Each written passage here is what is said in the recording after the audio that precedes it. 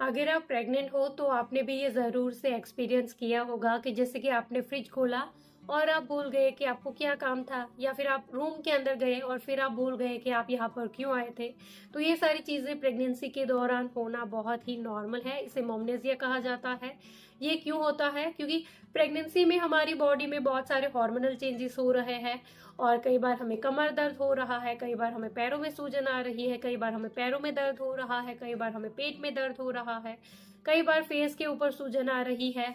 हमारे शरीर का इनअप्रोप्रिएट तरीके से बढ़ना, हमारे फिजिकल अपीयरेंस में चेंज आना, कई बार हम एक्सेप्ट नहीं कर पाते और ये सारी चीजें हमारे माइंड को, हमारे ब्रेन को असर करती है।